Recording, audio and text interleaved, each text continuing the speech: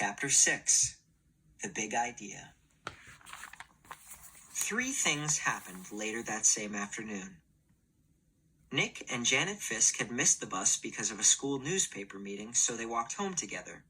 They were seeing who could walk along the curb without falling. It took a lot of concentration, and when Janet stepped off into the street, Nick said, "That's 3 points for me." But Janet said, "I didn't fall. I saw something. Look." She bent down and picked up a gold ballpoint pen, the fancy kind. That was the first thing, Janet finding the pen. They got back on the curb, and Nick followed Janet, putting one foot carefully in front of the other on the narrow concrete curb. And while he stepped along, he thought back over the school day, especially about his report. And what Mrs. Granger had said about words at the end of the period finally sank in. That was the second thing, understanding what Mrs. Granger had said. She had said, "Who says dog means dog?" "You do, Nicholas." "You do, Nicholas," he repeated to himself. "I do," Nick thought, still putting one foot in front of the other, following Janet. What does that mean? And then Nick remembered something. When he was about 2 years old, his mom had brought him one of those unbreakable cassette players and a bunch of sing-along tapes. He had loved them, and he played them over and over and over and over. He would carry the tape and the player to his mother or his big brother or his father and bang them together and say, "Guagala, guagala, guagala," until someone put the cassette in the machine and turned it on. And for 3 years, whenever he said guagala, his family knew that he wanted to hear those pretty sounds made with voices and instruments. Then, when Nick went to preschool, he learned that if he wanted his teacher and the other kids to understand him, he had to use the word music. But guagala meant that nice sound to Nick because Nick said so. Who says guagala means music? You do, Nicholas.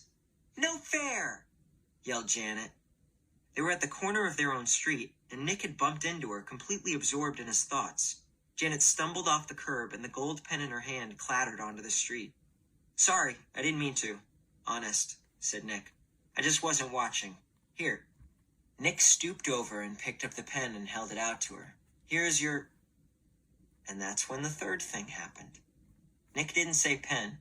Instead, he said, "Here's your... Frindle." Frindle? Janet took her pen and looked at him like he was nuts.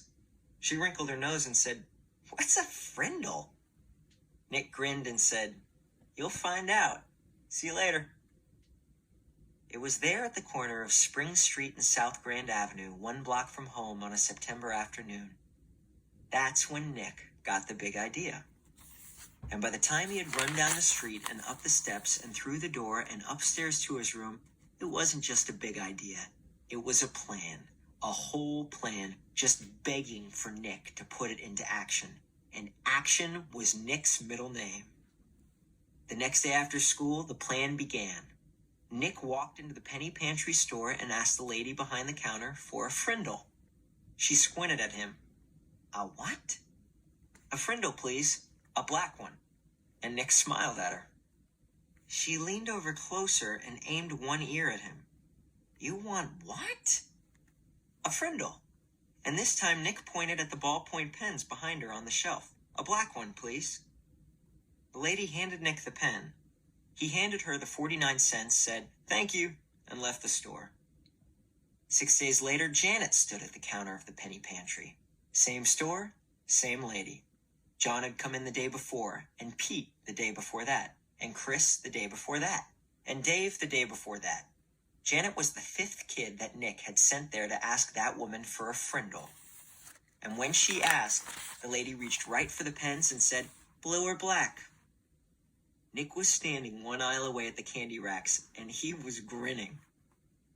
Frindle was a real word. It meant pen. Who says Frindle means pen? You do, Nicholas. Half an hour later, a group of serious 5th graders had a meeting in Nick's playroom. It was John, Pete, Dave, Chris, and Janet. Add Nick, and that's 6 kids, 6 secret agents. They held up their right hands and read the oath Nick had written out. From this day on and forever, I will never use the word pen again. Instead, I will use the word Frindle, and I will do everything possible so others will too. And all 6 of them signed the oath with Nick's Frindle. The plan would work. Thanks, Mrs. Granger.